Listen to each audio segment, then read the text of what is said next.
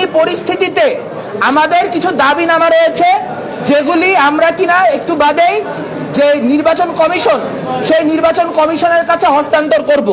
সেই নির্বাচন কমিশনের কাছে হস্তান্তর করার আগে সেই দাবিনামাগুলো আমরা আপনাদেরকে পড়ে শোনাতে চাই। বাংলাদেশ ছাত্র ইউনিয়ন ঢাকা বিশ্ববিদ্যালয় সংসদের যে প্রেস রিলিজ, তা আপনাদের সামনে এখন পাঠ করছি। আমার নাম মেঘমল্লার বসু, সভাপতি বাংলাদেশ ছাত্র ইউনিয়ন ঢাকা বিশ্ববিদ্যালয় সংসদ। আমার বাম পাশে আছেন মাইন আহমেদ, সাধারণ সম্পাদক বাংলাদেশ ছাত্র ইউনিয়ন ঢাকা বিশ্ববিদ্যালয় সংসদ। পাঠ করছি। টিম সিজারের মতো দাগী সন্ত্রাসীদের প্রার্থিতার সুযোগ দিয়ে ও গণহত্যার সম্মতি উৎপাদনকারী শিক্ষকদের প্রশাসনে রেখে ডাকসুকে পরিহাসে পরিণত করা যাবে না।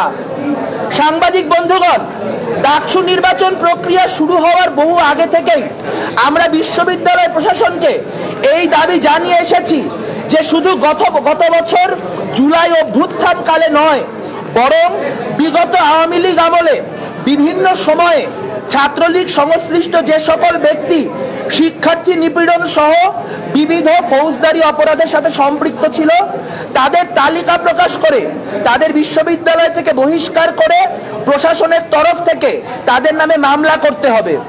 কিন্তু বিশ্ববিদ্যালয় প্রশাসন জুলাইয়ে হামলাকারীদের একটি তালিকা প্রদান করলেও গত 16 বছরে বিবিধ হামলাকারীদের তালিকা প্রদান করতে সক্ষম হয়নি। এই পরিস্থিতির সুযোগ নিয়েই সলিমুল্লাহ মুসলিম হল ছাত্রলীগের সাবেক যুগ্ম সাধারণ সম্পাদক কুখ্যাত সন্ত্রাসী জুলিয়াস সিজার তালুকদার ডাকসুর কেন্দ্রীয় সংসদে সহসভাপতি পদে মনোনয়ন তুলেছে ও জমা দিয়েছে। অন্যান্য সন্ত্রাসীরাও এই একই প্রক্রিয়ায় মনোনয়ন তুলছে কিনা তা নিয়ে আমরা শঙ্কিত। আমরা স্পষ্ট বলতে চাই, কোন নিপীড়ককে ডাকসু নির্বাচনে অংশগ্রহণ করতে দেওয়া হলে বাংলাদেশ ছাত্র ইউনিয়ন অন্যান্য অংশীজনদের সাথে নিয়ে তার বিরুদ্ধে দুর্বার আন্দোলন গড়ে তুলবে। নিপীড়কদের বহিষ্কার করে নিশ্চিত করতে হবে যেন তাদের প্রার্থী হওয়ার কোনো আইনি সুযোগ না থাকে। আমাদের দৃষ্টিগোচর হয়েছে যে জুলাই অভ্যুত্থানের 1 বছর পার হয়ে গেলেও প্রশাসনের বহু গুরুত্বপূর্ণ জায়গায় এখনো নীল দলের শিক্ষকেরা অধিষ্ঠিত হয়ে আছেন। ডাকসু নির্বাচনে হল কেন্দ্রিক প্রচারণা অত্যন্ত গুরুত্বপূর্ণ ভূমিকা রাখবে, অথচ আমরা দেখতে পাচ্ছি একাধিক হলে প্রাধ্যক্ষের ভূমিকায় এখনো এমন শিক্ষকরা আছেন যারা গত বছর 3রা আগস্ট পর্যন্ত জুলাই অভ্যুত্থানকে জঙ্গিবাদ হিসেবে আখ্যা দিয়ে গণহত্যার পক্ষে সম্মতি উৎপাদন করে মিটিং মিছিল করেছেন। এদের মধ্যে 21 হলের প্রাধ্যক্ষ অধ্যাপক ডক্টর ইশতিয়াক এম সৈয়দ ও জসিমউদ্দিন হলের প্রাধ্যক্ষ অধ্যাপক ডক্টর মোহাম্মদ শাহিন খানের নাম উল্লেখযোগ্য। আমরা বারংবার এই শিক্ষকদের পদচ্যুত করার দাবি করলেও প্রশাসন কর্ণপাত করেনি। নির্বাচনকে কেন্দ্র করে এই ব্যক্তিরা যে অন্তর্ঘাতমূলক অবস্থা সৃষ্টির চেষ্টা করবেন না, তার নিশ্চয়তা কেউ দিতে পারে না। তাই সুষ্ঠু নির্বাচনের স্বার্থে অবিলম্বে তাদের পদ থেকে অপসারণ করা জরুরি। কিছুদিন আগে ঢাকা বিশ্ববিদ্যালয়ে জাতীয়তাবাদী ছাত্র দলের হল কমিটি দেওয়াকে কেন্দ্র করে আমরা বিশ্ববিদ্যালয়ে একটি মব পরিস্থিতি দেখতে পেয়েছি। গেস্ট রুম ও গণরুমকে কেন্দ্র করে শিক্ষার্থীদের যে ট্রমা, তাকে কাজে লাগিয়ে একটি গোষ্ঠী সংগঠনগুলো ও শিক্ষার্থীদের মুখোমুখি দাঁড় করানোর চেষ্টা চালিয়ে যাচ্ছে।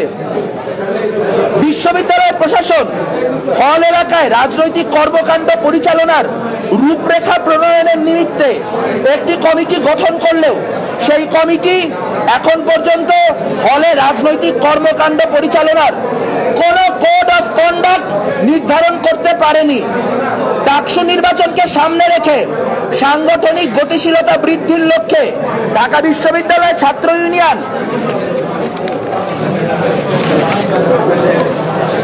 একাধিক হলে আহ্বায়ক কমিটি দেওয়ার পরিকল্পনা রাখে।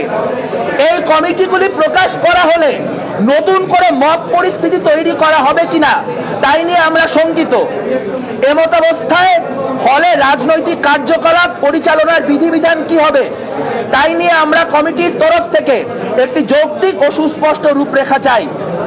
ডাকসু নির্বাচনে শিক্ষার্থীদের অংশগ্রহণ নিশ্চিত করতে প্রশাসনকে কার্যকরী ভূমিকা গ্রহণ করতে হবে। নির্বাচনের আগ দিয়ে বেশ কিছু অনুষদ ও বিভাগের শিক্ষার্থীদের পরীক্ষা রাখা হয়েছে। এতে শিক্ষার্থীরা অনেকেই প্রার্থী হতে নিরুৎসাহিত হচ্ছেন। একই সাথে প্রার্থীদের বক্তব্য ও ইশতেহার শোনার ক্ষেত্রেও পরীক্ষা থাকার ব্যাপারটা নেতিবাচক প্রভাব রাখবে। তাই ডাকসু নির্বাচনের 15 দিন আগে থেকে সকল বিভাগে পরীক্ষা স্থগিত রাখতে হবে। বন্ধুগণ, আপনারা অবগত আছেন ঢাকা বিশ্ববিদ্যালয় প্রশাসন 2টি অনলাইন গ্রুপের পরিচালনাকারীদের সাথে বৈঠক করেছে।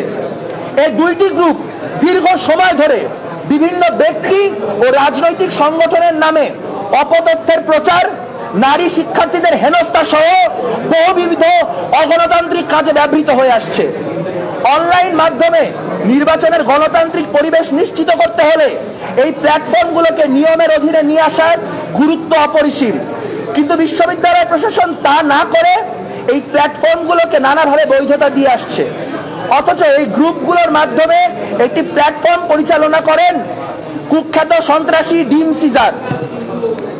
সাংবাদিক বন্ধুগণ, এই পরিস্থিতিতে একটি গণতান্ত্রিক, স্বচ্ছ ও সর্বোচ্চ অংশগ্রহণমূলক ডাকসু নির্বাচন নিশ্চিতের জন্য বাংলাদেশ ছাত্র ইউনিয়ন ঢাকা বিশ্ববিদ্যালয় সংসদ নিম্নোক্ত দাবি দাওয়া উত্থাপন করছে। 1. অনতিবিলম্বে আওয়ামী লীগ শাসনামলে শিক্ষার্থী নিপীড়নের সাথে জড়িত সকল ব্যক্তির তালিকা প্রকাশ করে তাদের বিশ্ববিদ্যালয় থেকে বহিষ্কার করতে হবে। সকল নিপীড়কের প্রার্থিতা বাতিল করতে হবে। 2. জুলাই অভ্যুত্থান চলাকালে ছাত্র হত্যার পক্ষে সম্মতি উৎপাদনকারী নীল দলের শিক্ষকদের বিভিন্ন হলের প্রভোস্ট পদ থেকে অপসারণ করতে হবে। 3. রূপরেখা প্রণয়ন কমিটিকে অবিলম্বে বিশ্ববিদ্যালয়ের হলগুলিতে রাজনৈতিক কর্মকাণ্ড পরিচালনার ও নির্বাচনী প্রচারণার নিয়ম নীতি কি হবে সেই বিষয়ে স্পষ্ট নির্দেশনা দিতে ও তা বলবৎ করতে হবে। 4. ডাকসু নির্বাচনে শিক্ষার্থীদের সর্বোচ্চ অংশগ্রহণ নিশ্চিত করতে নির্বাচনের অন্তত 15 দিন আগে থেকে সকল পরীক্ষা স্থগিত করতে হবে এবং নির্বাচনের দিন অনাবাসিক শিক্ষার্থীদের উপস্থিতি নিশ্চিত করতে বাড়তি পরিবহনের ব্যবস্থা করতে হবে। ভোট কেন্দ্রের অপর্যাপ্ততা দূর করতে হবে। 5. অনলাইন ভিত্তিক গুজব ও ডিসইনফরমেশনের বিরুদ্ধে বিশ্ববিদ্যালয় প্রশাসনকে শক্ত ব্যবস্থা নিতে হবে। বিশ্ববিদ্যালয়ের নাম ব্যবহার করে খোলা অথচ গুজব ও কুৎসা ব্যবহার করে একটি রাজনৈতিক গোষ্ঠীর এজেন্ডা বাস্তবায়নে রত সকল গ্রুপ ও পেজের বিরুদ্ধে প্রশাসনকে আইনানুগ ব্যবস্থা নিতে হবে। 6. ক্যাম্পাসে নানা ইস্যুকে কেন্দ্র করে মব পরিস্থিতি তৈরি হলে বিশ্ববিদ্যালয় প্রশাসন তা কিভাবে মোকাবেলা করবে তার সুনির্দিষ্ট রূপরেখা প্রণয়ন করতে হবে। আমরা বাংলাদেশ ছাত্র ইউনিয়নের পক্ষ থেকে, ঢাকা বিশ্ববিদ্যালয় সংসদের পক্ষ থেকে এই দাবিনামা উত্থাপন করলাম। আমি মেঘমল্লার বসু, সভাপতি, বাংলাদেশ ছাত্র ইউনিয়ন ঢাকা বিশ্ববিদ্যালয় সংসদ। আমার বামে আছেন কমরেড মাহিন আহমেদ, সাধারণ সম্পাদক, বাংলাদেশ ছাত্র ইউনিয়ন ঢাকা বিশ্ববিদ্যালয় সংসদ। আচ্ছা, একটা প্রশ্ন, আপনারা কি ছাত্র ইউনিয়নের বাম ছাত্র সংগঠনগুলোর পক্ষ থেকে কি মানে আপনারা কি কোন প্রসেসে এই প্যানেল দিচ্ছেন? আমাদের যে প্যানেলের ডিসকাশন সেটির জন্য আগামী 5-7 মিনিট বাদে আবার আপনাদের সাথে দেখা হবে।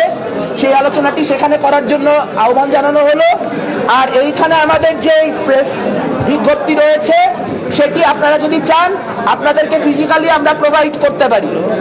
নির্বাচন পরিস্থিতি নিয়ে যদি কারো কোনো প্রশ্ন থাকে প্লিজ করুন, ও সেই উত্তরগুলো দিতে আমরা আগ্রহী।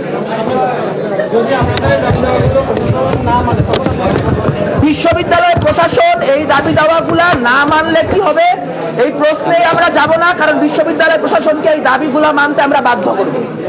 এই দাবিগুলা না মেনে নির্বাচন করার মতো কোনো পরিস্থিতি